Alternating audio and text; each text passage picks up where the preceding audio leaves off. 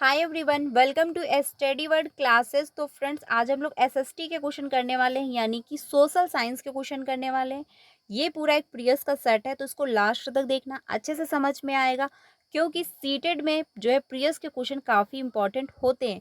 अगर आप प्रीवियस के क्वेश्चन की प्रैक्टिस करना चाहते हैं तो मेरे साथ 3 बजे और 5 बजे जुड़ सकते हैं। यहाँ पर हम लोग प्रीवियस के क्वेश्चन की प्रैक्टिस कर रहे हैं, आपको बहुत अच्छे से समझ में आएगा। और अगर आप कंटेंट कंप्लीट करना चाहते हैं तो उसकी भी क्लासेस आपको मेरे चैनल पे मिल जाएंगी, जा करके आप लोग ज्वाइन हो सकते हैं।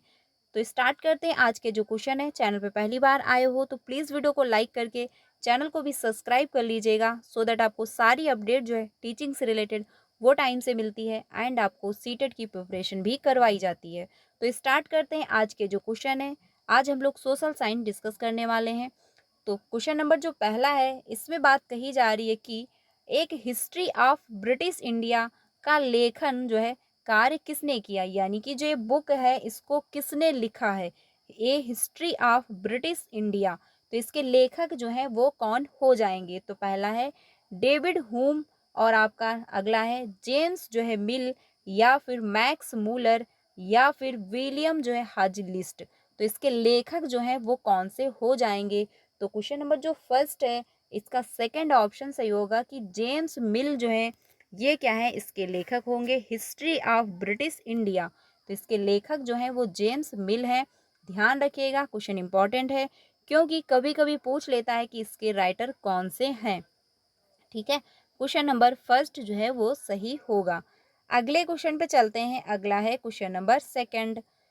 क्वेश्चन नंबर जो सेकंड है, इसमें कहा जा रहा है कि अतीत को समझने हेतु प्राथमिक स्रोतों के स्थानों के संदर्भ में निम्नलिखित का मिलान कीजिए और उपयुक्त विकल्प का चयन कीजिए। तो स्टेटमेंट ए है और स्टेटमेंट बी है, इसको जो है आपको मैच करना है।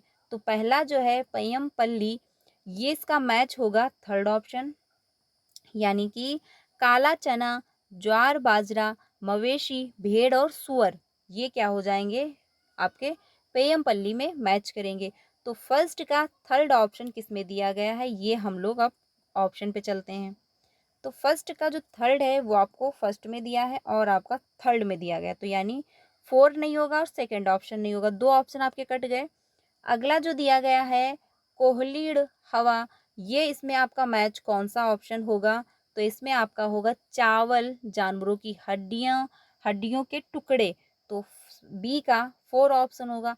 तो बी का आपका फर्स्ट ऑप्शन में दिया गया है, यानी कि बी का फोर ऑप्शन सिर्फ और सिर्फ एक ऑप्शन यानी फर्स्ट ऑप्शन में दिया गया है, तो इसका ये सही हो जाएगा, यानी कि आपका फर्स्ट ऑप्शन सही होगा।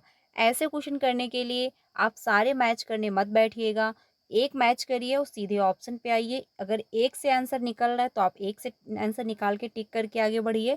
अगर एक से नहीं निकला है तो आप सेकंड अप्लाई करें, उससे जो है निकालें। लेकिन जो है सारे मैच करने ना बैठें, क्योंकि अगर सारे मैच करेंगे फिर क्वेश्चन पे आए यानी फिर ऑप्शन पे आएंगे तो वहाँ पे कन्फ्यूजन भी होगी और आपका टाइम भी वेस्ट हो रहा होगा। तो ऐसा आपको नहीं करना है, कम टाइम में ज़्यादा क्वेश्चन करने हैं, क्योंकि सीटेड में टाइम मैनेज करना भी बहुत ज़्यादा ज़रूरी है। ठीक है, आंसर होगा फर्स्ट ऑप्शन सही। बाकी जो है दाउलजली हेडिंग, ये आपका होगा खरल, और मूसल जो है जटाइल, और आपका महागढ़ जो है ये आपका चावल और मवेशी हो जाएगा। ठीक है, आंसर होगा फर्स्ट ऑप्शन सही। अगले क्वेश्चन पे चलते हैं। अगला है क्वेश्चन नंबर थ्री। अगला जो है क्वेश्चन नंबर थ्री, इसमें बात कही जा रही है कि राजा का काम सैनिकों के बिना नहीं चल सकता, यानी जो राजा हैं उनका काम सैनिकों के बिना नहीं चलेगा, और सैनिक वेतन के बिना नहीं जी सकते। वेतन आता है किसानों से एकत्रित किए गए राजस्व से, यानी जो वेतन मिलता है ये कहाँ से मिलता है, किसानों से जो राजस्व वसूला जाता है उसी पैसे से जो है जो सैनिक होते हैं उनको वेतन मिलता है। मगर किसान भी राजस्व तभी चुका सकेंगे जब वे खुशहाल और प्रसन्न होंगे। ऐसा तभी हो सकता है जब राजा न्याय और ईमानदार प्रशासन को बढ़ावा दे। यह वाक्य निम्नलिखित में से किस मध्यकालीन इतिहासकार ने लिखा है। अब ये जो स्टेटमेंट दिया गया है ये सीधे सीधे आपके बुक से उठा के दिया गया। तो अगर आपने बुक अच्छे से रीड की होगी तो आप बता दोगे कि इसके जो है ये स्टेटमेंट किसने दिया है। लेकिन अगर आपने बुक रीड नहीं की है तो आपको प्रॉब्लम होगी। तो इसलिए अगर एसएसटी में अच्छा स्कोर करना चाहते हैं तो उसके लिए आपको एनसीईआरटी फॉलो करनी पड़ेगी। अगर आप चाह रहे हैं कि सिर्फ और प्रीवियस के क्वेश्चन करके हम अच्छा स्कोर कर लेंगे तो इसमें क्या है 50-50 चांसेस हैं। मैं ये नहीं कह सकती कि आप क्वालिफाई नहीं कर पाएंगे, कर लेंगे अगर अदर सब्जेक्ट है आपकी स्ट्रांग है। लेकिन क्या है आपका 89 में रह जाएगा, कहीं 88 में रह सकता है, 87 में भी रह सकता है। तो चांसेस क्या है 50-50, आप मतलब लटके हुए हो, आप इधर भी जा सकते हो आप उधर भी जा सकते हो। तो इसलिए एनसीईआरटी फॉलो करिए जिससे कि कोई टेंशन ही मत रहे कि आप किधर जाने वाले हो, ठीक है, जिससे कि आपका कंटेंट कंप्लीट होगा, फिर आपका पैडागोजी भी स्ट्रांग हो जाएगी, आप रहे उसके क्वेश्चन से प्रैक्टिस भी कर लोगे तो आपका अच्छा स्कोर भी हो जाएगा। तो इसमें जो है ये स्टेटमेंट किसने दिया है ये आपको बताना है कि यह वाक्य निम्नलिखित में से किस मध्यकालीन इतिहासकार ने दिया है, यानी कि लिखा है। तो पहला है अमीर खुसरो है, मिहाज ए सिराज हैं, या फिर फ़ख ए मुदब्बिर हैं, या फिर जियाउद्दीन जो है बरनी है। तो क्वेश्चन नंबर जो 2 है इसमें फर्स्ट ऑप्शन सही हो जाएगा, यानी कि एक सेकेंड, क्वेश्चन नंबर थर्ड है। तो क्वेश्चन नंबर जो थर्ड है इसमें आपका थर्ड ऑप्शन सही होगा कि फ़ख ए मुदब्बिर जो है इसके क्या हैं, इतिहासकार हैं, उन्होंने इसके बारे में लिखा है, उन्होंने ये लिखा हुआ है। तो आंसर होगा थर्ड ऑप्शन सही, ठीक है, थर्ड ऑप्शन आपका सही हो जाएगा, बाकी जो है गलत होंगे, थर्ड ऑप्शन आपका सही है। अगले क्वेश्चन पे चलते हैं, अगला है क्वेश्चन नंबर 4। क्वेश्चन नंबर 4 है कि मुगल वास्तुकला के संदर्भ में जो है बंगला जो है गुब्बद का उपयोग दर्शाता है, यानी जो बंगला गुब्बद है इसका उपयोग जो है दर्शाया गया है कौन से मुगल वास्तुकला के संदर्भ में। तो पहला है जो आपका मुगल वास्तुकला पर क्षेत्रीय शैली का प्रभाव रहा, इस वजह से दर्शाया गया, या फिर बंगाल क्षेत्र पर जो मुगल आधिपत्य का प्रभाव रहा इस वजह से, या फिर बंगाल की वास्तुकला की श्रेष्ठता है इस वजह से, या फिर बंगाल क्षेत्र के मुगल अधिकारियों का प्रभाव है। तो कौन सा ऑप्शन जो है इसमें सही हो जाएगा। क्वेश्चन नंबर जो है 4 इसमें आंसर होगा फर्स्ट ऑप्शन, क्योंकि मुगल वास्तुकला पर क्षेत्र जो है क्षेत्रीय शैली का प्रभाव है, आंसर हो जाएगा फर्स्ट ऑप्शन सही, ठीक है। क्वेश्चन नंबर जो 4 है इसमें फर्स्ट ऑप्शन आपका सही होगा कि मुगल वास्तुकला पर क्षेत्रीय शैली का प्रभाव जो है दर्शाया जा रहा है। बाकी जो है ऑप्शन क्या है गलत हो जाएंगे कि बंगाल क्षेत्र पर मुगल आधिपत्य का प्रभाव है, ये आंसर नहीं होगा, आंसर होगा फर्स्ट ऑप्शन सही। अगले क्वेश्चन पे चलते हैं, अगला है क्वेश्चन नंबर 5। इसमें कहा जा रहा है कि 1651 में पहला अंग्रेजी कारखाना खोला गया था, यानी जो सन 1651 है उसमें पहला अंग्रेजी कारखाना जो खोला गया था वो कहाँ पर खोला गया था ये आपको बताना है। तो पहला है कोलकाता, गोवा है, हुगली नदी के किनारे पर है, या फिर साबरमती नदी के किनारे पर है। तो कहाँ पर जो है अंग्रेजी कारखाना खोला गया था। क्वेश्चन नंबर जो 6 है इसमें आंसर होगा थर्ड ऑप्शन, यानी कि हुगली नदी के किनारे पर जो है अंग्रेजी कारखाना खोला गया था, आंसर होगा थर्ड ऑप्शन आपका सही। कोलकाता वो नहीं होगा, गोवा है ये भी नहीं होगा, साबरमती ये भी नहीं है, आंसर हो जाएगा थर्ड ऑप्शन सही। टाइम भी ध्यान रखिएगा 1651, ठीक है, आंसर हो जाएगा थर्ड ऑप्शन।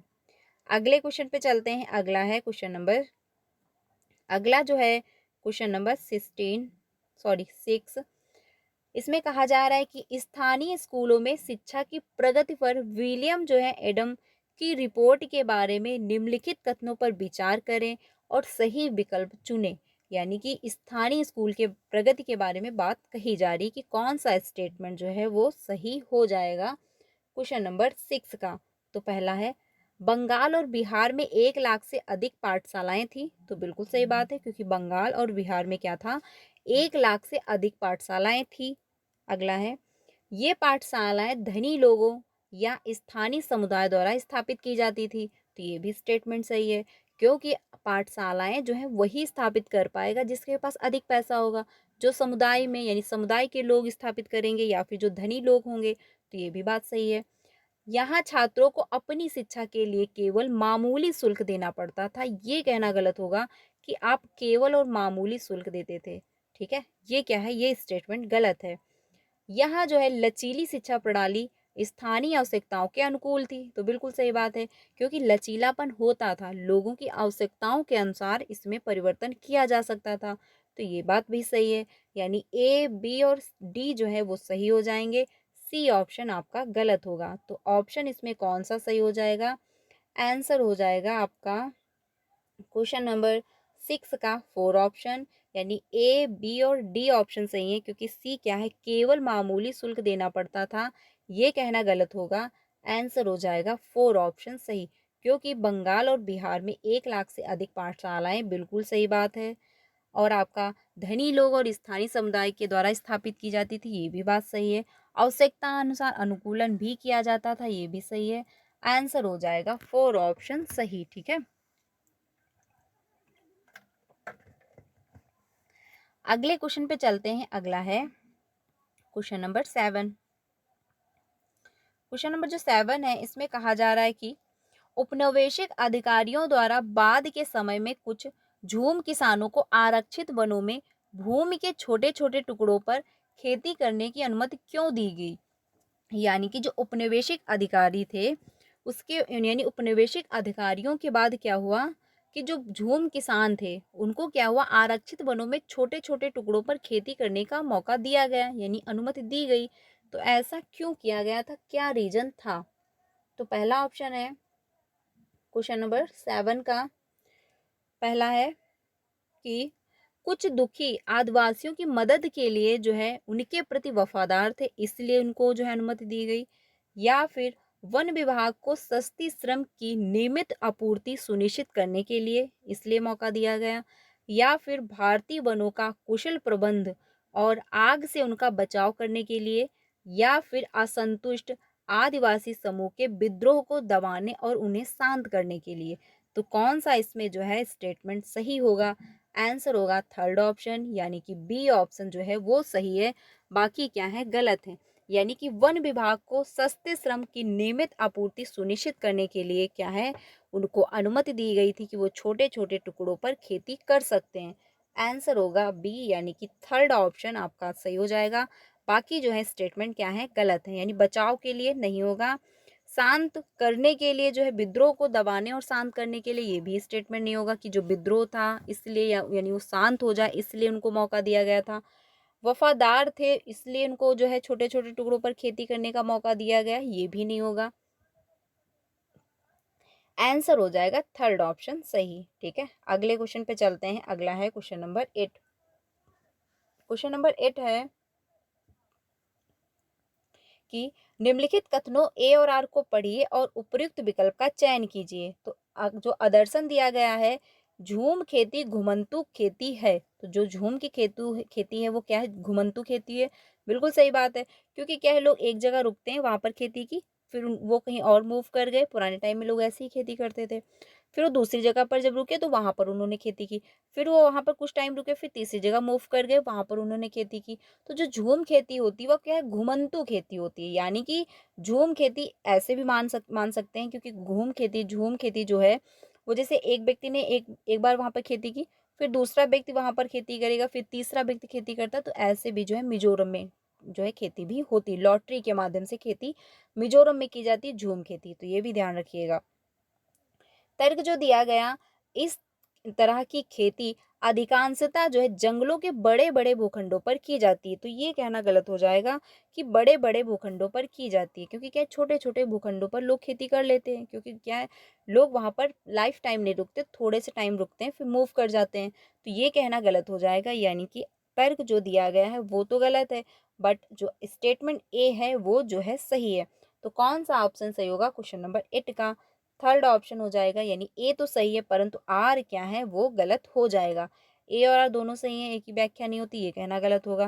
व्याख्या नहीं करता, ये भी नहीं होगा, ये भी नहीं होगा। आंसर हो जाएगा थर्ड ऑप्शन सही, ठीक है। अगले क्वेश्चन पे चलते हैं। अगला है क्वेश्चन नंबर 9। अगला है क्वेश्चन नंबर 9। इसमें कहा जा रहा है कि भारत में सती प्रथा के संदर्भ में निम्नलिखित में से कौन से कथन सही हैं, सही विकल्प का चुनाव करें। यानी कि सती प्रथा के बारे में पूछा जा रहा है कि कौन सा स्टेटमेंट जो है वो सही होगा। तो पहला है, राजा राम मोहन राय ने अपने लेखन के द्वारा यह सिद्ध किया कि करने का प्रयास किया कि प्राचीन ग्रंथों में विधवाओं को जलाने की अनुमति कहीं नहीं दी गई। तो बिल्कुल सही बात है, क्योंकि पुराने टाइम में क्या होता था, जब कोई सुधार लाना चाहता था, जब कोई नया परिवर्तन होना होता था, तो लोग किसको जो है आधार बनाते थे, प्राचीन ग्रंथों को। क्योंकि लोग पहले प्राचीन ग्रंथ देखते थे, उसमें ढूंढते थे कि इसके बारे में क्या उसमें कहा गया है। क्योंकि पुराने टाइम में लोग धर्म को ज़्यादा मानते थे, आज की डेट में भी मानते हैं, बट पुराने टाइम में ज़्यादा विश्वास करते थे लोग। तो धर्म को, यानी जो प्राचीन ग्रंथ थे, उसको आधार बना करके लोग पहले उसमें ढूंढते थे कि हाँ, इसके बारे में क्या कहा गया। फिर लोगों को जानकारी दी जाती थी कि जो आप ये कर रहे हैं, ये हमारे धर्म में अनुमति नहीं देता है, ऐसा करोगे तो पाप होता है, गलत है। तो क्या है, धीरे धीरे लोगों में परिवर्तन आया कि जो हम ये कर रहे हैं ये क्या गलत है, क्योंकि हमारे धर्म में ऐसी बात नहीं कही गई, हमारे जो प्राचीन ग्रंथ हैं उसमें ऐसी बात नहीं कही गई। तो धीरे धीरे लोगों ने काम करना बंद कर दिया। तो ये जो है स्टेटमेंट सही है, क्योंकि उन्होंने क्या किया था, राजा राम मोहन राय ने क्या किया था, सती प्रथा को खत्म करने के लिए उन्होंने प्राचीन ग्रंथों का सहारा लिया था। बिल्कुल सही बात है। अगला है बी, 19वीं सदी के प्रारंभ तक बहुत सारे अंग्रेज अफसर भी सती प्रथा की आलोचना करने लगे थे। तो ये भी बात सही है, क्योंकि जब 19वीं सदी आई, तब जो अंग्रेज के अफसर लोग थे, वो सती प्रथा की आलोचना करना स्टार्ट कर चुके थे। तो ये भी बात सही है। सन 1829 में सती प्रथा पर जो है पाबंदी लगा दी गई। तो ये भी बात सही है, क्योंकि सन 1829 में सती प्रथा पर रोक लगाई गई थी। 1835 में सती प्रथा पर पाबंदी लगा दी गई, ये कहना गलत होगा कि सन 1835 में जो है सती प्रथा पर रोक लगाया गया था। तो इसमें जो है ए बी सी, यानी कि स्टेटमेंट कौन सा सही हो जाएगा, क्वेश्चन नंबर 8 का थर्ड ऑप्शन सही है कि ए बी और सी सही है, डी ऑप्शन आपका गलत हो जाएगा। ठीक है, तो इसमें आपका थर्ड ऑप्शन जो है वो सही होगा।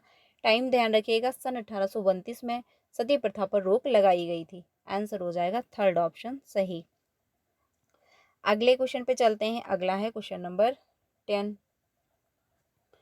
किसने तर्क प्रस्तुत किया कि सभी धार्मिक जो है अधिकारी सामाजिक विभाजनों और असमानता को ईश्वर प्रदत्त मानते हैं, और यह कि सामाजिक समानता पाने के लिए अछूतों को स्वयं को सभी धर्मों से मुक्त करना होगा। तो ये जो है कौन मानता है, ये आपको बताना है कि इसके बारे में किसने जो है कहा है।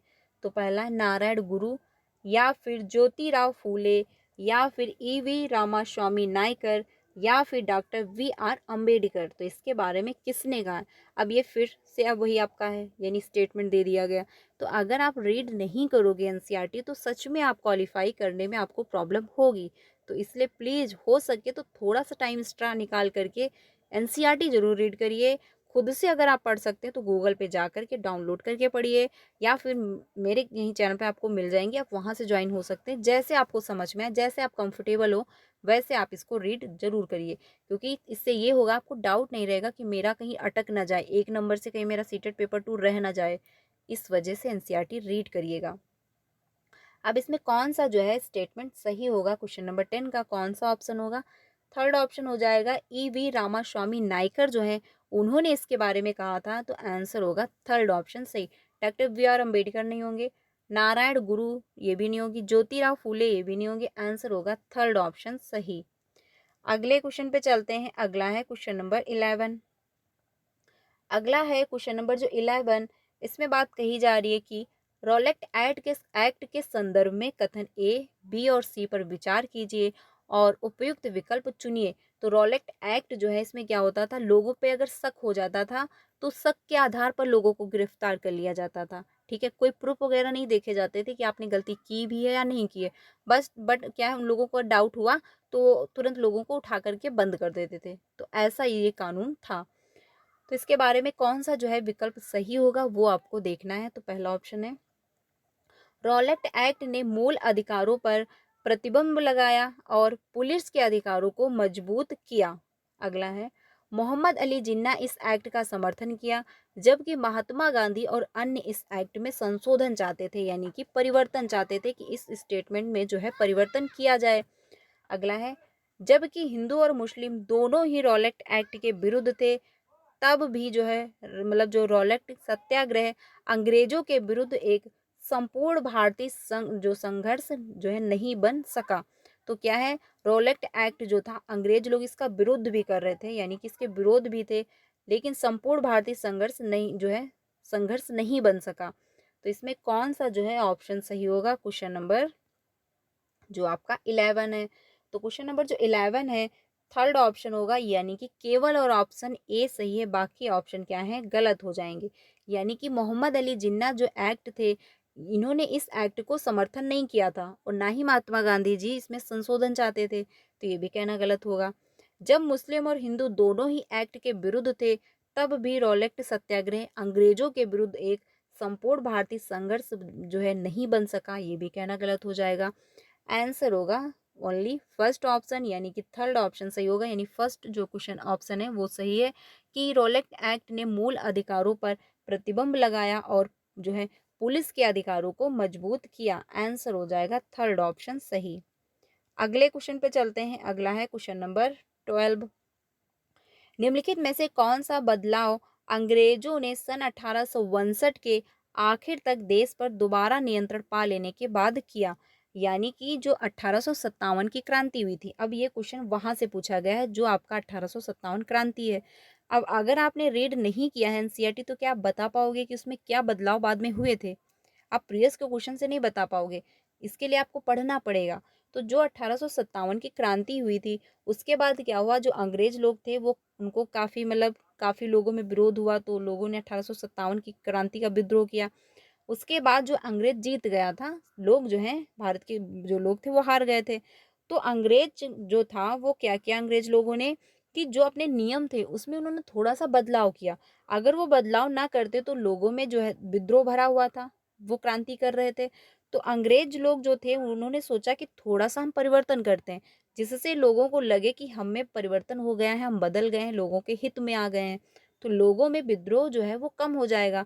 लेकिन अंग्रेज जो लोग थे वो अंदर से उनको ये चुभ रहा था कि ये वही लोग हैं जिन्होंने हमारे खिलाफ आवाज उठाई, हमसे लड़ाई की।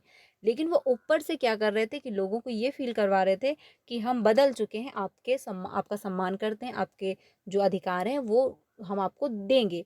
तो उन्होंने क्या बदलाव किए थे ये आपको बताना है इस क्वेश्चन में। तो पहला है, देश के सभी शासकों को भरोसा दिया गया कि भविष्य में कभी भी उनके भू क्षेत्र पर कब्जा नहीं किया जाएगा। या फिर हिंदुओं का जमीन और संपत्ति बड़े पैमाने पर जब्त की जाएगी। या फिर भूस्वामियों और जमींदारों की रक्षा नहीं करने के लिए नीतियां भी बनाई गईं। या फिर अंग्रेजों ने फैसला किया कि वे भारत के लोगों के धर्म और सामाजिक रीति रिवाजों की अनदेखी करेंगे। तो जो बात कही जा रही फोर ऑप्शन में कि अंग्रेजों ने फैसला किया कि भारत के लोग धर्म और सामाजिक रीति रिवाजों की अनदेखी करेंगे, तो ये आपका ऑप्शन नहीं होगा, क्योंकि उन्होंने रीति रिवाजों की अनदेखी नहीं बल्कि क्या कहा कि जो आपके रीति रिवाज हैं, जो आपके धर्म है, उनका हम सम्मान करेंगे। तो ये ऑप्शन गलत होगा। भूस्वामियों और जमींदारों की रक्षा नहीं करने की नीति अपनाई गई, तो ये भी नहीं होगा, बल्कि क्या है उनकी रक्षा करने की नीति अपनाई गई थी। यानी कि अंदर से तो उनको दुख था, अंदर से उनको एक चुभ रहा था कि ये वही लोग हैं जिन्होंने मेरे खिलाफ विद्रोह किया, बट क्या था ऊपर से उनको ये फील करवाना था कि हम जो है बदल चुके हैं, आपकी रक्षा करेंगे, जो आपके अधिकार हैं वो हम आपको देंगे। अगला है, हिंदुओं की जमीन और संपत्ति बड़े पैमाने पर जब्त की गई, तो ये भी नहीं होगा, क्योंकि अगर वो ऐसा करते तो फिर से विद्रोह होता, इस वजह से जो है ऐसा ऑप्शन नहीं होगा। फर्स्ट ऑप्शन आपका सही है कि देश के सभी शासकों को भरोसा दिया गया कि भविष्य में कभी भी उनके भू क्षेत्र पर कब्जा नहीं किया जाएगा, क्योंकि लोगों को भरोसा दिलाया गया कि जो आपकी जमीन है इस पर कब्जा नहीं किया जाएगा। इससे क्या होगा, लोगों में थोड़ा जो विद्रोह वो शांत होगा कि चलो ठीक है, मतलब जो अंग्रेज लोग हैं वो परेशान नहीं कर रहे, क्योंकि ये लोग क्या थे, बहुत ज्यादा लोगों को प्रताड़ित करते थे। क्योंकि जो मतलब किसान लोग थे वो कर्ज लेते थे, तो ये बहुत ज्यादा मात्रा में देते थे। वो जो नील की खेती होती थी वो यहाँ पे कम कीमत पर खरीद कर विदेशों में ज़्यादा कीमत पर बेचते थे, तो जिसका प्रॉफिट होता था वो अंग्रेज लोग ही लेते थे। किसान जो थे वो इसका प्रॉफिट नहीं उठा पाते थे, बल्कि क्या वो और ऋण में दबते चले जाते थे, वो ऋण ही नहीं चुका पाते थे। तो इस वजह से, और उनकी जो जमीन थी, जो भूमि खेती थी, उस पर भी ये लोग कब्जा कर लेते थे। तो इसी वजह से धीरे धीरे करके लोगों में विद्रोह की भावना आई कि आखिर कब तक ऐसा होगा। तो यही जो है 1857 की क्रांति का रूप लिया उन्होंने। फिर बहुत सारा जो है आप सभी को पता है कि बहुत सारी लड़ाइयाँ भी हुई, बट उसके बाद रिजल्ट क्या आया कि अंग्रेज लोग जो थे वो जीत गए थे। ठीक है, तो उसके बाद जो है बदलाव जो किया गया था वो यही बदलाव हुआ था कि अंग्रेज लोगों ने कहा था कि सभी मतलब लोगों को भरोसा दिलाया था कि भविष्य में कभी भी आपके भू क्षेत्र पर कब्जा नहीं किया जाएगा, जिससे कि उस टाइम के लिए लोग जो है विद्रोह जो उनमें भरा हुआ वो शांत हो जाए। आंसर होगा फर्स्ट ऑप्शन सही, बाकी ऑप्शन क्या है गलत हो जाएंगे। आंसर हो जाएगा फर्स्ट ऑप्शन सही। अगले क्वेश्चन पे चलते हैं। अगला है क्वेश्चन नंबर 13। निम्नलिखित स्थानों में से किस स्थान से महात्मा गांधी ने स्थानीय आंदोलनों में हस्तक्षेप करने की शुरुआत की? तो कौन सा जो है स्टेटमेंट सही होगा कि महात्मा गांधी जी ने स्थानीय आंदोलनों में हस्तक्षेप किया था? कहाँ से उन्होंने हस्तक्षेप करना शुरू कर दिया था? तो अमृतसर, मुंबई, खेड़ा या फिर दिल्ली? तो क्वेश्चन नंबर जो है आपका 13, इसमें आंसर होगा थर्ड, यानी कि खेड़ा जो है यहाँ से उन्होंने स्टार्ट कर दिया था स्थानीय आंदोलन में हस्तक्षेप करना। ठीक है, आंसर हो जाएगा थर्ड ऑप्शन सही। अगले क्वेश्चन पे चलते हैं। अगला है क्वेश्चन नंबर 14। अगला क्वेश्चन जो है इसमें कहा जा रहा है भारतीय संविधान में वर्तमान विषयों की सूची के संदर्भ में निम्नलिखित जो है कथन का सुमेल कीजिए तथा उपयुक्त विकल्प का चयन कीजिए। तो कौन सा जो है ऑप्शन इसमें सही हो जाएगा क्वेश्चन नंबर 14 का? तो पहला है राज्य सूची, तो राज्य सूची आपका पुलिस में जाएगा। तो ए का थर्ड किस में दिया गया? ए का थर्ड आपका 4 में दिया गया। अगर आपको एक पता था तो आपका आंसर निकल आया, आप क्लिक करोगे आगे बढ़ जाओगे। ऐसे क्वेश्चन को आप ऐसे ही करिएगा, इससे टाइम बचेगा। क्योंकि ऐसे क्वेश्चन इसलिए डाले जाते हैं जिससे आप फंसो, आपका टाइम वेस्ट हो, और टाइम अगर आपका जाएगा तो क्वेश्चन छूटेंगे। और सीटेट में जो है टाइम मैनेज करना बहुत ज़्यादा ज़रूरी है, क्योंकि क्वेश्चन काफ़ी लेंथी पूछे जाते हैं। तो ऐसे क्वेश्चन करने के लिए आप फर्स्ट ऑप्शन मैच करिए और सीधे ऑप्शन पे आइए। अगर फर्स्ट से निकल रहा है आंसर तो निकालिए, आगे बढ़िए, क्योंकि ये पक्का है आपका गलत नहीं होगा। अगर फर्स्ट से नहीं निकला है तो आप सेकंड अप्लाई करिए, यानी सेकंड को मैच करिए, सेकंड से आंसर निकालिए। अगर सेकंड नहीं निकला तो थर्ड से तो 100% निकल आएगा। तो ऐसे क्वेश्चन जो है ऐसे ही सॉल्व करने हैं। तो इसमें आंसर होगा जो है 4 ऑप्शन, यानी संघ सूची जो है आपका हो जाएगा रक्षा और समवर्ती सूची आपका शिक्षा में चला जाएगा। आंसर हो जाएगा 4 ऑप्शन सही। ठीक है, अगले क्वेश्चन पे चलते हैं, क्योंकि ऐसे क्वेश्चन जो है इसमें टाइम लगता है और ऐसे क्वेश्चन इसीलिए डाले जाते हैं कि आपका जो है टाइम थोड़ा वेस्ट हो, क्योंकि इसमें आप थोड़ा दिमाग लगाओगे, मैच करने बैठोगे। तो ऐसे क्वेश्चन ऐसे ही करने जैसे मैंने अभी आपको बताया।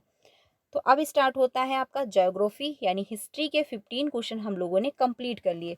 क्योंकि क्या है, आप में 40 नंबर का कंटेंट आता है, जिसमें से 15 क्वेश्चन पूछे जाते हैं हिस्ट्री से, 15 पूछे जाते हैं ज्योग्राफी से और 10 क्वेश्चन पूछे जाते हैं पॉलिटी से। जो ये मिला करके क्या बनता है, 40 नंबर का कंटेंट और 20 नंबर की पैडागोजी आती है। ठीक है, पैडागोजी की क्लास आपको कल मिली होगी, उसको जाकर के ज्वाइन करिएगा। बहुत अच्छे से मैंने एक्सप्लेन किया और क्वेश्चन भी बहुत अच्छे खासे हैं, तो उसको जाकर के आप लोग ज्वाइन हो सकते हैं। तो अब जो है ज्योग्राफी स्टार्ट करते हैं। पहला है क्वेश्चन ज्योग्राफी का, कर्क रेखा और उत्तरी ध्रुव वृत्त के बीच वाले क्षेत्र को निम्न में से किस नाम से जाना जाता है? यानी जो कर्क रेखा है, मान के चलिए पृथ्वी है, ये कर्क रेखा है, ये उत्तरी ध्रुव है, ये आपका दक्षिणी ध्रुव है। तो इसके बीच यानी कि बीच वाले क्षेत्र को निम्न में से किस नाम से जाना जाता है? तो ये बात कही जा रही उत्तरी ध्रुव की, तो उत्तरी ध्रुव आपका ऊपर है, तो ये जो क्षेत्र है इसको आप किस नाम से जानेंगे, ये पूछा जा रहा है क्वेश्चन में। तो पहला उष्ण कटिबंध है, या फिर उत्तरी शीत कटिबंध है, या फिर उत्तरी शीतोष्ण कटिबंध है, या फिर दक्षिणी शीतोष्ण कटिबंध है? तो आंसर इसमें आपका होगा थर्ड ऑप्शन कि उत्तरी शीतोष्ण कटिबंध है। क्योंकि क्या है, उत्तरी ध्रुव पूछा है, अगर दक्षिणी ध्रुव पूछ लेता तो दक्षिणी शीतोष्ण कटिबंध हो जाता, लेकिन पूछा गया है उत्तरी, तो इसमें आपका आंसर जो होगा वो थर्ड ऑप्शन सही होगा, क्योंकि उत्तरी शीतोष्ण कटिबंध हो जाएगा। और ये भी ध्यान रखिएगा कि जो उत्तरी ध्रुव और दक्षिणी ध्रुव होते हैं, यहाँ पर 6 महीने की रात और 6 महीने का दिन भी होता है। ठीक है, तो ये ध्यान रखिएगा। और यहाँ पर क्या है, सूर्य की किरणें जो होती है वो उनकी रोशनी कम पड़ रही होती है, तो हीट गर्मी यानी जो होती है वो कम होती है। आंसर हो जाएगा थर्ड ऑप्शन सही। ध्यान रखना, अगर यहाँ पे घुमा दे थोड़ा सा कि उत्तरी ध्रुव पूछ ले तो आंसर चेंज हो जाएगा, यानी दक्षिणी ध्रुव पूछ ले तो आंसर चेंज हो जाएगा, तुरंत दक्षिणी शीतोष्ण कटिबंध हो जाएगा। ठीक है, तो ये भी ध्यान रखिएगा। आंसर हो जाएगा थर्ड ऑप्शन सही। अगले क्वेश्चन पे चलते हैं।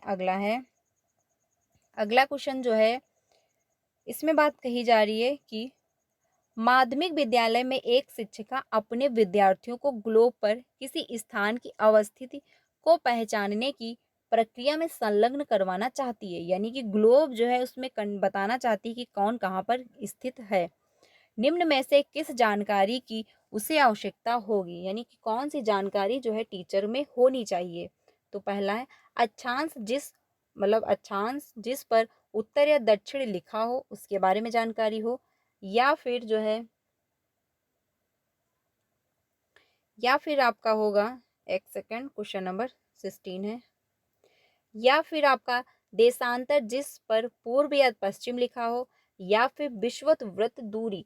तो क्वेश्चन नंबर जो 16 है इसमें 2 ऑप्शन सही होगा, क्योंकि वृत्त के बारे यानी जो है ग्लोब के बारे में टीचर को बताना है बच्चों को, तो उनको ये पता होना चाहिए कि जो है अक्षांश यानी उत्तरी या दक्षिणी किस तरफ लिखा हुआ है, और आपका पूर्व और पश्चिम देशांतर के बारे में नॉलेज होना चाहिए, यानी कि ये पृथ्वी जो है ये ग्लोब हो गया। अब अक्षांश रेखाएं जो है वो कौन सी होती हैं और देशांतर रेखाएं कौन सी होती, पूरब पश्चिम क्या होता है, तो इसके बारे में नॉलेज होना चाहिए, तभी जाके वो बता पाएंगी। जो आपका विषुवत वृत्त दूरी है ये आपका नहीं होगा। आंसर कौन सा सही होगा, यानी फर्स्ट और सेकंड, सेकंड ऑप्शन आपका सही होगा कि अक्षांश जिस पर जो है उत्तर या दक्षिण लिखा है वो उनको पता हो, देशांतर जिस पर पूर्व और पश्चिम लिखा हो वो उनको पता हो। तो आंसर हो जाएगा सेकंड ऑप्शन सही, ठीक है, क्योंकि ग्लोब के बारे में बात कही जा रही है। अगले क्वेश्चन पे चलते हैं। अगला है क्वेश्चन नंबर 17। ये क्वेश्चन बहुत इंपॉर्टेंट है, क्योंकि ये क्वेश्चन पूछता है, यहाँ पर क्या होता है डिजिट चेंज कर दिए जाते हैं, टाइम चेंज कर दिया जाएगा कभी कभी, क्योंकि सेम तो नहीं पूछेगा, बट हाँ ऐसा क्वेश्चन पूछा जाता है, तो ध्यान रखिएगा, पहले से समझ लीजिएगा, जिससे वहाँ पर आपको टाइम ना लगे। तो इसमें कहा गया है कि भारत में केंद्रीय सरकार के कार्यालयों के खुलने का जो समय है वो 9 बजे के पूर्वाह्न है। लखनऊ के समीप 81 अंश पूर्व देशांतर पर और कोहिमा के समीप 94 पूर्व देशांतर पर स्थित केंद्र सरकार के कार्यालयों के खुलने का स्थानीय समय क्या होगा, ये पूछा है आपसे। तो इसमें कौन सा जो है वो सही होगा, यानी लखनऊ के समीप 81 अंश पूर्व पूछा है देशांतर में, और पूछा है कोहिमा के समीप 94 अंश पूर्व देशांतर पर स्थित जो है केंद्र सरकार का कार्यालय जो है उसके खुलने का टाइम क्या होगा। तो इसमें जो है 8:54 पूर्वाह्न और 9:46 पूर्वाह्न क्रमशः, तो बिल्कुल सही बात है, फर्स्ट ऑप्शन ही आपका सही होगा क्वेश्चन नंबर 17 का, क्योंकि इसमें फर्स्ट ऑप्शन आपका सही हो जाएगा, बाकी ऑप्शन क्या है गलत हो जाएंगे। तो ध्यान रखिएगा, ऐसे क्वेश्चन पहले से प्रैक्टिस करके जाइएगा, क्योंकि ऐसा क्वेश्चन पूछा जाता है। आंसर हो जाएगा फर्स्ट ऑप्शन सही। अगले क्वेश्चन पे चलते हैं। अगला है क्वेश्चन नंबर 18। निम्नलिखित कथनों ए और आर को पढ़िए तथा उपयुक्त विकल्प का चयन कीजिए। तो पहला है दक्षिण ध्रुव व्रत और दक्षिणी ध्रुव के बीच के क्षेत्र में बहुत जो है ठंड होती है, यानी जो उत्तरी ध्रुव होते हैं और जो दक्षिणी ध्रुव होते हैं उनके बीच में बहुत ठंड होती है। तो बिल्कुल सही बात है, क्योंकि मान ये पृथ्वी हुई, ये उत्तरी ध्रुव, ये आपका दक्षिणी ध्रुव। अब इस पे ठंडी क्यों होती है वो हम समझते हैं। पहले देखिए, सबसे पहले ये आपका पृथ्वी है, अब ये जो है ये आपका उत्तरी ध्रुव है, ये आपका दक्षिणी ध्रुव है। अब सूर्य यहाँ पर है, तो जो सूर्य की किरणें हैं वो सीधी नहीं पड़ती, वो तिरछी पड़ रही होती हैं। तो जब तिरछी पड़ेंगी तो रोशनी कम जाएगी, रोशनी कम जाएगी तो हीट कम होगी, यानी गर्मी कम होगी, तो टेम्परेचर जो है वहाँ का ठंडा रहेगा। यही रीजन है उत्तरी ध्रुव पर, क्योंकि सूर्य की किरणें वहाँ पर तिरछी पड़ती हैं, और जब तिरछी पड़ेंगी तो हीट कम होगी, यानी रोशनी कम जाएगी, तो गर्मी वहाँ पर कम होगी।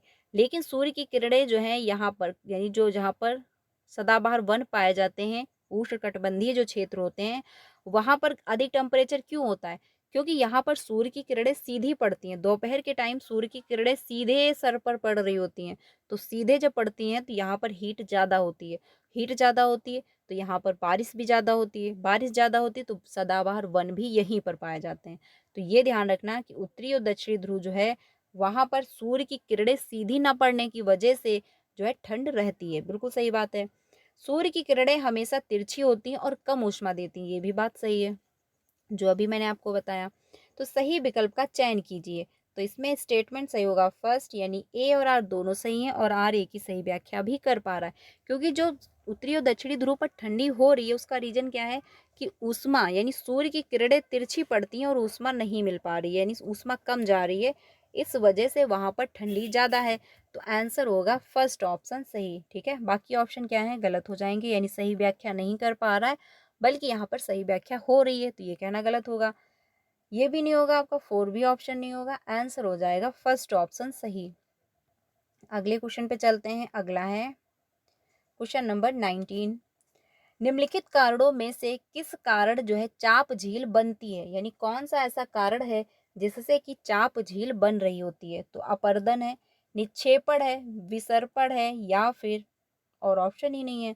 तो इसमें जो है आपका चाप झील जो है वो किससे बनेगा, 4 ऑप्शन से, यानी ए बी सी सारे ऑप्शन क्या है, सही हो जाएंगे। अपर्दन भी होगा और आपका निक्षेपण भी होगा, विसर्पण भी होगा। तो आंसर होगा 4 ऑप्शन सही, बाकी ऑप्शन क्या है, गलत होंगे, ध्यान रखिएगा। अगले क्वेश्चन पे चलते हैं, 20 पे। 20 है, निम्न में से कौन सा जो है परपटी से कोड का मुख्य खनिजों की उपलब्धता का सही क्रम है। तो पहला है सीमे, सीएल, निफे, या फिर सीएल, सीमे, निफे, या फिर सीमे, निफे, सीएल, या फिर सीएल जो है निफे, या फिर सीमे। तो क्वेश्चन नंबर 20 का 2 ऑप्शन सही हो जाएगा, यानी कि सीएल और सीमे और आपका निफे, ये क्या है, सही क्रम है। आंसर होगा सेकेंड ऑप्शन सही। इंपॉर्टेंट है क्योंकि क्या है, कंफ्यूजन क्रिएट हो सकती है कि निफे पहले होगा कि सीएल पहले होगा या फिर सी में होगा। तो आंसर ध्यान रखना, सेकेंड ऑप्शन सही हो जाएगा। अगले क्वेश्चन पे चलते हैं, 21 पे। निम्नलिखित कथनों ए तथा आर पर विचार कीजिए तथा सही विकल्प का चयन कीजिए, यानी ए और आर आपको देखने कौन सा इसमें सही है और कौन सा जो है गलत होगा। तो पहला है, अग्नेय और अवसादी सेल कायांतरित सेल में परिवर्तित हो जाती हैं, यानी हो सकती हैं, बिल्कुल सही बात है, हो सकती हैं, क्योंकि हम लोगों ने ज्योग्राफी का जो चैप्टर पढ़ा था उसमें ये बात कही गई थी। इसमें हम लोगों ने चट्टानों के बारे में, पठार के बारे में, सेलों के बारे में पढ़ा हुआ था। आई होप आपने क्लास ज्वाइन की होगी। तो एनसीईआरटी तो आपको रीड करनी होगी अगर आपको सोशल साइंस में अच्छा स्कोर चाहिए, क्योंकि बहुत सारे स्टेटमेंट जो है, सीधे क्वेश्चन जो है 40 नंबर सीधे आपको एनसीईआरटी से देखने को मिलते हैं। तो ये डाउट मत रखना कि एनसीईआरटी नहीं पूछी जाती, बल्कि सीटेट में एनसीईआरटी ही फॉलो की जाती है। ठीक है, तो आदर्शन जो है वो तो सही है।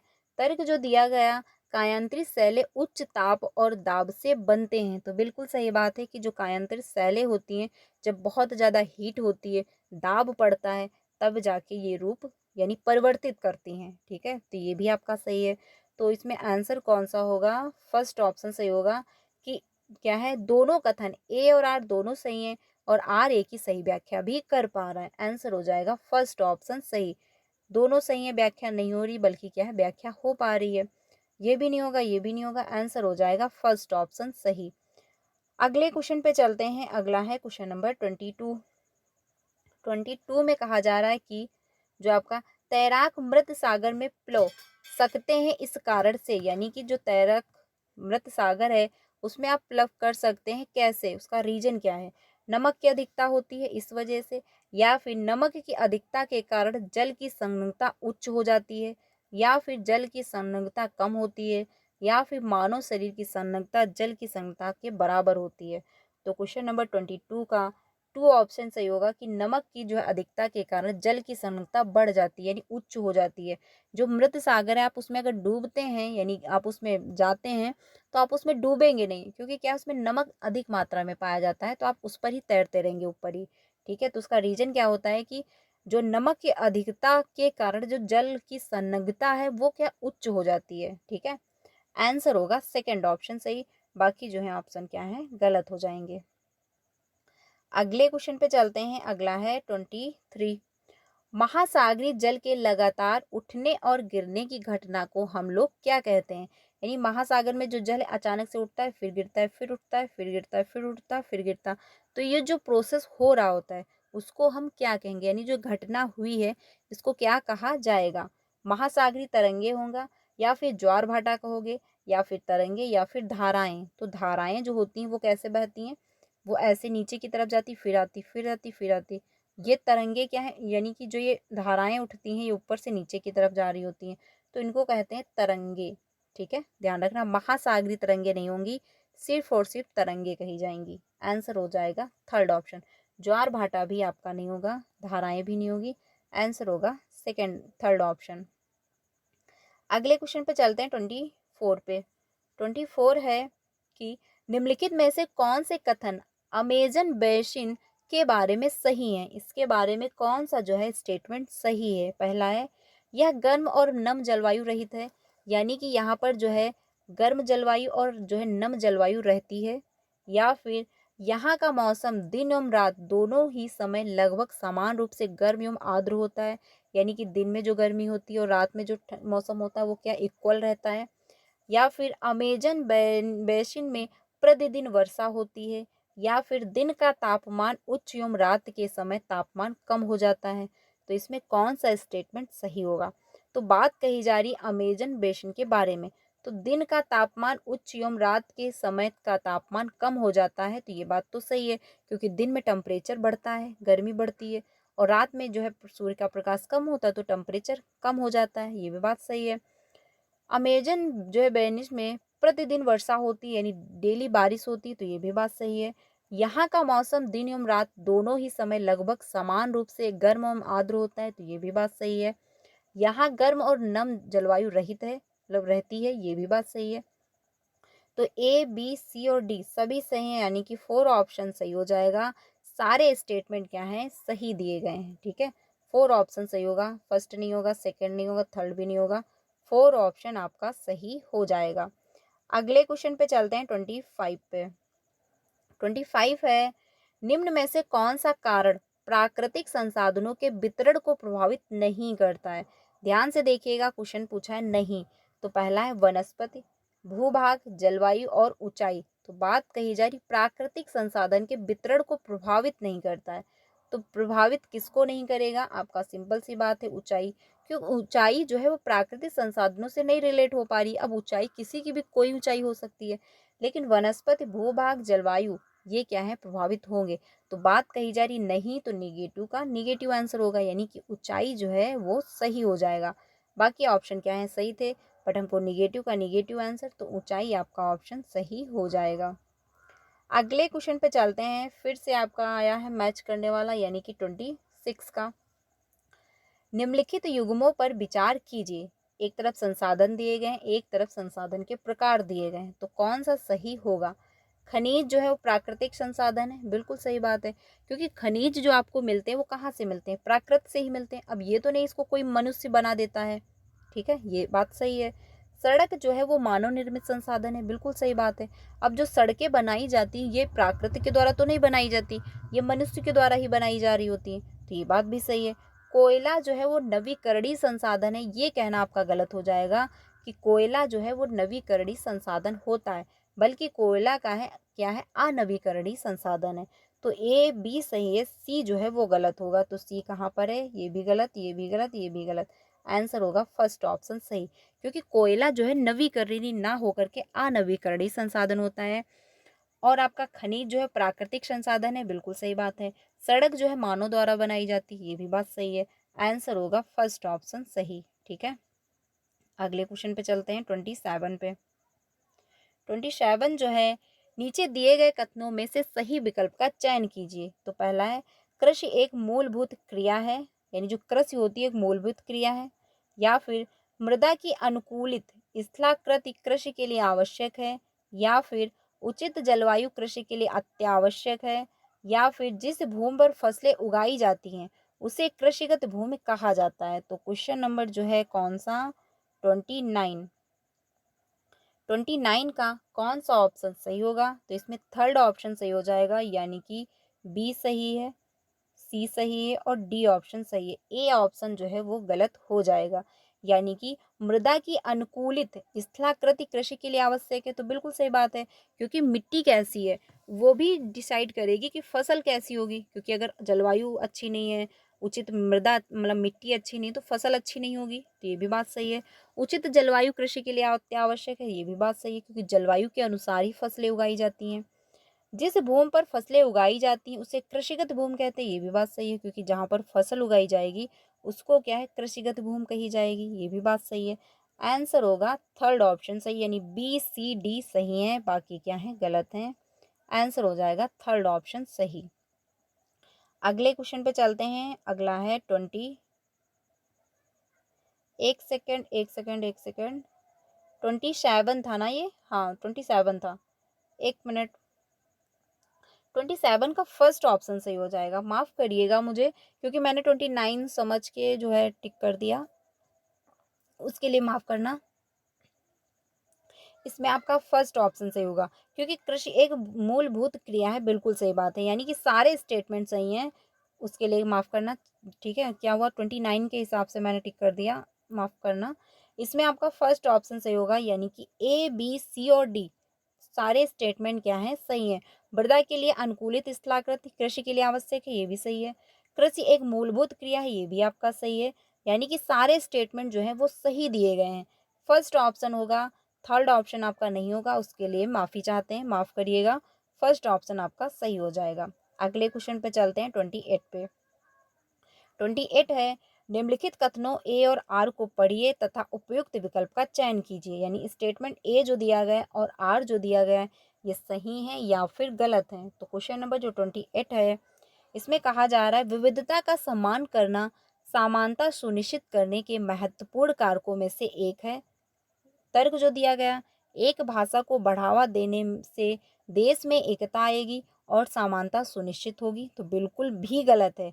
अगर आप एक लैंग्वेज को बढ़ावा दोगे तो क्या भारत में समानता आएगी? जैसे भारत में विभिन्नता में एकता है, यानी कि भारत में बहुत बहुत प्रकार के धर्म पाए जाते हैं, लोग अपना अपना धर्म मानते हैं, बहुत सारी लैंग्वेज बोली जाती है, बहुत सारे कल्चर के लोग हैं, सभी अपने अपने धर्म में विश्वास करते हैं।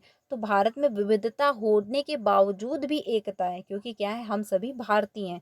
तो अगर आप एक लैंग्वेज को जो अप्रिशिएट करोगे, बढ़ावा दोगे, तो अदर जिनकी लैंग्वेजें हैं उनको जो है हीनता की भावना आएगी, उनमें क्या असमानता की भावना आएगी। तो ये जो है समानता को सुनिश्चित नहीं करेगा, बल्कि आप सभी की लैंग्वेज को महत्वपूर्ण मान रहे हो, सम्मान दे रहे हो, तो ये समानता की भावना को सुनिश्चित कर रहा है। तो ये तो गलत हो जाएगा, यानी जो तर्क दिया गया है। ठीक है, जो ए दिया गया है मतलब वो स्टेटमेंट, वो सही है। यानी विविधता का सम्मान करना समानता सुनिश्चित करने के लिए महत्वपूर्ण कारकों में से एक है।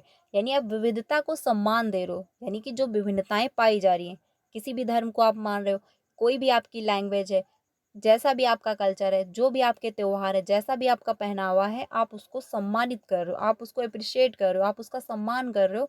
तो ये महत्वपूर्ण कारक है। इससे क्या है, एकता आएगी और लोगों में सम्मान की भी भावना आएगी, एक दूसरे के सहयोग के प्रति भी बढ़ेगी भावना। तो ये तो बात सही है। लेकिन अगर आप एक ही लैंग्वेज को अप्रिशिएट करोगे तो समानता नहीं आएगी, बल्कि क्या है, असमानता फैलेगी। तो तर्क जो दिया गया है वो तो गलत है, लेकिन स्टेटमेंट ए सही है। तो इसमें आंसर फर्स्ट ऑप्शन नहीं होगा, सेकंड ऑप्शन भी नहीं होगा, आंसर होगा थर्ड ऑप्शन। यानी ए सही है, बट क्या है, आर गलत हो जाएगा। थर्ड ऑप्शन आपका सही होगा। ठीक है, अगले क्वेश्चन पे चलते हैं, 29 पे। अगला है, निम्नलिखित में से क्या पूर्वाग्रह से ग्रसित कथन का एक उदाहरण है? यानी पूर्वाग्रह आपके दिमाग में फीड है, जैसे कि हम लोग जैसे जनजाति का नाम सुनते हैं तो एक दिमाग में थिंकिंग आती है कि जनजात के लोग पिछड़े होंगे, उनको क्या है, शिक्षा से वंचित रखा गया होगा, वो शिक्षित नहीं होंगे, उनको ज़्यादा जानकारी नहीं होगी, वो ज़्यादा किसी चीज़ से जुड़े नहीं होंगे, जो ज़्यादा मतलब इंटरनेट की सुविधाएं उनको उपलब्ध नहीं होगी। तो बहुत सारी थॉट हम लोग के दिमाग में फीड हो जाती हैं, क्योंकि क्या है, हम लोग के दिमाग में पूर्वाग्रह से हम लोग ग्रसित हैं। अब ये ज़रूरी तो नहीं कि जो आदिवासी लोग हैं वो शिक्षा से वंचित हुए होंगे, उनको नॉलेज ही नहीं होगा, ऐसा तो पॉसिबल नहीं है। लेकिन क्या है, हम लोग के दिमाग में माइंडसेट बना हुआ है। अब ये तो नहीं वो बचपन से ही थे, बट क्या हुआ, उनको हर क्षेत्र में दबाया गया। जो अंग्रेज लोग थे वो भी दबाते रहे, फिर बाद में जो है लोग दबाते रहे, तो क्या हुआ, उनको हर क्षेत्र से दबाया गया, इसलिए वो पिछड़े रह गए। अब ये नहीं कि उनकी अलग प्रजाति थी कि वो जो है जनजात के लोग कहलाए, उनको शिक्षा से वंचित रखा गया, उनको स्वास्थ्य शिक्षा से यानी स्वास्थ्य से वंचित रखा गया, उनको सारी सेवाओं से अलग रखा गया, इस वजह से जो है वो जनजाति कहलाए। तो जो पूर्वाग्रह है, यानी हमारे दिमाग में फीड होता है कि जिसके दिमाग मतलब जिसके प्रति हमारे दिमाग में थॉट बना हुआ है कि हाँ ऐसा होगा, ठीक है, उसको कहते हैं पूर्वाग्रह।